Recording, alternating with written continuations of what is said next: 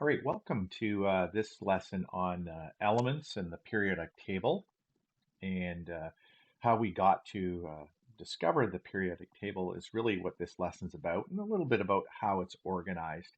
And then we'll look more in the future at how it's used. Um, in our past lesson, you learned about the atom and how we discovered the atom. And so this is somewhat of a continuation of that particular lesson. And we're going to continue on with a bit of a note, and then there's some questions at the end for you to look at. All right. So after the discovery of the atom, okay, so this was a key thing. We just started to, we finally moved away from the concept that things were not really made of just the earth and water and air and fire, that actually all things were made of these things called atoms, these little tiny, tiny particles that we couldn't divide anymore, at least not reasonably divide anymore. And uh, many different scientists started to look at the atoms and discover new and different types of atoms. Okay, so all these scientists were working together, mostly in Europe. That's where most of this activity was going on. And we were discovering new atoms, and they were sharing this information. Okay, so once that happened, is properties, including the mass. They would always try to find the mass of the atoms, of each different atom, were determined and shared. So they shared them amongst each other. And the scientists were pretty excited because they were discovering new atoms. It's sort of like, the new frontier of science at the time. And it was really, really exciting time. And each atom was given a name. So each different atom was given a name. And these different atoms were called elements. Okay. Now, I'll explain that a little better at the end of this lesson, but basically, an atom is just one single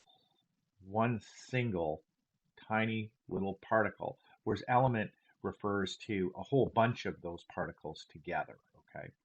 And generally speaking, we can't even see one tiny particle of an atom, so we kind of refer to them as elements, and atoms are more like, a picture in our mind of what they look like. Now, at the time, the periodic table and this guy, Dmitri Mendeleev, it was around 1969 that he was working on this, probably throughout the 60s, most of his life work. Mendeleev was a Russian scientist, okay, and he gathered all the known elements. He started collecting all this. And he heard about you, and you were a great scientist who had discovered an atom. He wanted to know more, and so he would requisition this information. And there was no internet at the time, so some guy on his horse and whatnot, papers in his brief or his saddlebags would deliver them to Mendeleev, and he would read through it and he'd be like, "Wow, this is cool." And at the time in 1969, he was able to compile 63 different elements, okay? And he knew the mass of each of these elements. He didn't know a lot about them. Sometimes he knew some of the properties of them, um, you know, how they reacted to different things and whatnot. There were different tests that the scientists would do. But for the most part, the mass was a key thing. And he categorized these 63 elements that he knew and put them into groups, okay? Groups that looked or seemed to behave similar, and then arranged them also by mass, okay? This was a key component, is arranging them by mass. And this was the beginning of what we now know as the periodic table. Mendeleev is often called the father of the periodic table for this. Now, he didn't really develop the current periodic table, but it was the beginning, right? He started this whole process. And there's a lot of mistakes in his original uh, periodic table, but he was on the right track. He was pointing us down the path of building the periodic table. And a sample of that is shown here below. So I'm going to scroll down and let you take a good look. I'm sure you have this as well. If you printed it off, you can see it already on your page, okay? And this is what Mendeleev's periodic table looked like. He did have fluorine, chlorine, magnesium in the same, or manganese, sorry, in the same column here, which in the end does not end up working. Bromine actually ends up staying here, but manganese gets moved to a different spot. But the bottom line is he was on the right track. And he even was so cool as what he did is that he left blanks. Mendeleev left blanks in the periodic table, which were later filled in with elements that were discovered. So he realized that they didn't know all the elements, right? All the different types of atoms that existed, but he knew that they would eventually show up. So he'd leave a blank here or a blank there, and he was right. Many of these things started to come together. And eventually, through all this information, we were able to build a real uh, modern day periodic table. Okay.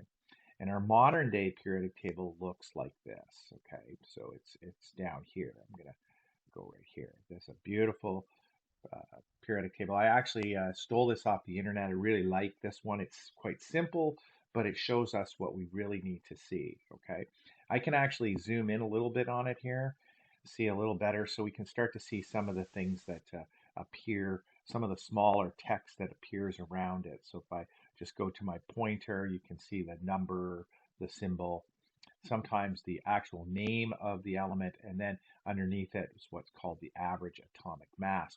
And a lot of these periodic tables have this here, right here. They have a little, the blow up. They took carbon, for example. I'm not sure why they didn't make it blue because it's a non-metal, but they left it as pink or red here. And they say that this number is atomic number, this is the symbol, this is the name, and then of course we have the average atomic mass, okay?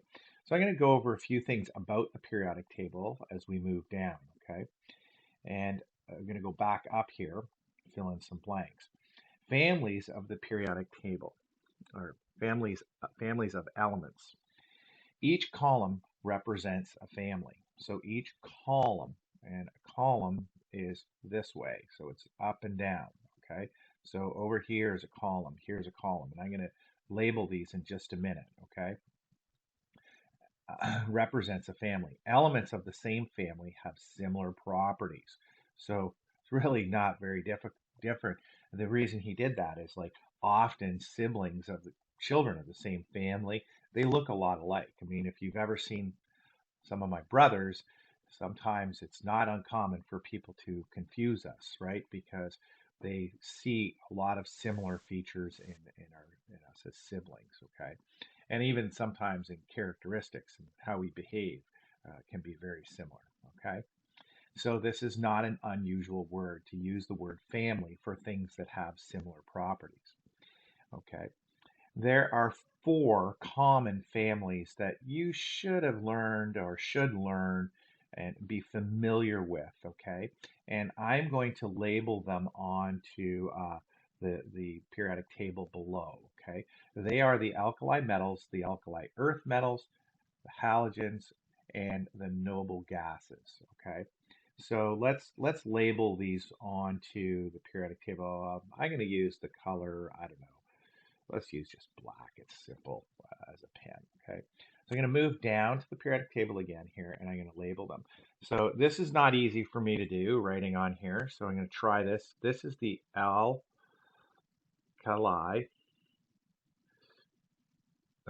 metals, okay? Hopefully you can write neater than me, but this is not the challenge, okay? That's this first column right here. I'm going to just go to the thing, and I'm going to go, that's this column right here, okay? And then the next column we call the alkali earth metals, okay? And that's the next column here. So we're gonna, maybe I'll use a slightly different color and kind of go around the perimeter here. That's it right there, okay? And then we go to the very opposite side of the periodic table. Seems like the most common families are right on the edges of the periodic table, but it's just the nature of how it works, okay? And we have two more that we're going to label. The very outside column is called the halogens. Oh, sorry, I apologize. That is incorrect. Erase that. The very far one is the noble gases, and I'm just thinking, moving across, and I was not doing right. So these are the noble gases. And could you guess what kind of state they generally come in? Yes, you're right if you think gas, because all of these are gases, okay? And then the column in, one in, I'll apologize, just give me a second here. I bumped the bar with my hand, are the halogens, okay? And this is the halogens right here. Okay, so if I just use a little bit of a blue outline here, these are the halogens here: fluorine, chlorine, bromine, iodine, and so forth. And then helium, neon, argon, krypton. This group here is our noble gases, okay? And those are the four families that you are kind of asked to learn or know, be familiar with, okay?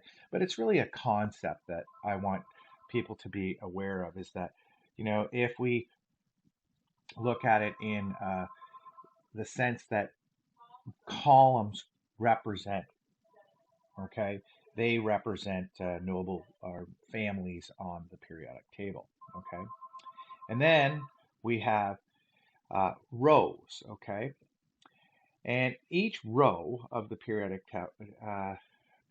table represents a energy orbit or energy level. Now we talked about this a little bit, and this will make more sense when we start drawing them. But each how do you call it, atom has a series of orbits that go out, and electrons fill those. And each row on the periodic table kind of represents one of those energy levels or orbits. And unfortunately, it's one of those things where in science, we use the word orbit and energy level kind of back and forth. They mean the same thing. So we have different orbits that electrons circle or move around the nucleus in, and then we also refer to those as energy levels. Okay, so as the electrons move further out from the nucleus, okay, as we move further out from the nucleus, the center, more electrons can be added to fill into the energy level, so or orbit, whichever way you want to use it. Okay, so if I look at this, you'll notice in the very first row, there are only two. I'll go to a pointer here. There are only two uh, elements that exist in the first row. That's because the first energy level or orbit can only have two electrons. And if I look at the second row, that represents the second energy level. I can have up to 1, 2, 3, 4, 5, 6, 7, 8. Okay, so as we move across, we can see how many electrons will fit into a specific energy level. And this is sometimes lost to students as they try to remember the number of electrons that can go into an orbit or energy level. And it's quite easy. So the first energy level actually will hold two electrons, the second one 8, and the third one 8. And then when we jump to the next one, it goes all the way up to 18 electrons can go into that.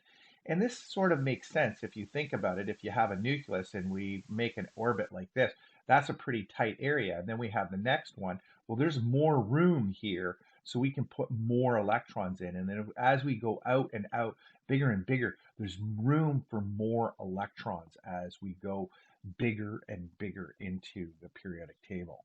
Okay, so these represent, remember, energy levels or orbits, whichever way you want to refer to that. And columns are families. So rows are energy levels, columns are families. Okay. And there's one last thing we want to talk about with respect to the periodic table, and that is metals and nonmetals. Okay. Now, this particular periodic table is really good this way because it shows them in different colors. And look at that right here, okay? And they actually have a third category, which they call metalloids, okay? Now I'm gonna erase some of my coloring here that I did because it kind of throws the color off, okay? But If I look at this, metals are all these pink colored ones right here. Okay. Carbon, for some reason, they did as a pink color here, but really it should have been blue because it's not a metal. Okay. All these here. Basically, the left-hand side of the periodic table is all the metal elements. We refer to them as metals, okay? And then on the right side are all the non-metals, okay? And that's the blue ones. Now there's one exception, and that exception is hydrogen, okay? They could have moved hydrogen, and I kind of sometimes like it when they do, but they can move hydrogen and put it right here above fluorine sometimes, but it does fit better into the family of alkali metals, okay? And so therefore they push it over here to line up with lithium, sodium, and potassium because it behaves in many ways more like that. But in reality, the reality is it could also be pushed over here to be like fluorine. And what you'll also notice is that most of these blue things are actually gases, and most of the metals, the red red ones, are solids. Okay, and then we have a few what we call kind of like in the middle. They can't really decide where are we, and it kind of goes on this diagonal. And these green ones, and we call them metalloids. They have properties of both being metal and non-metal, so it's kind of like they call them metalloids. Okay. And that's what you really kind of need to be able to get out of your periodic table at this point. I hope that is a useful lesson. And then I've left a series of questions for you to work on just to fill in with this lesson. All right. So hopefully you enjoyed that, and we'll see you again soon.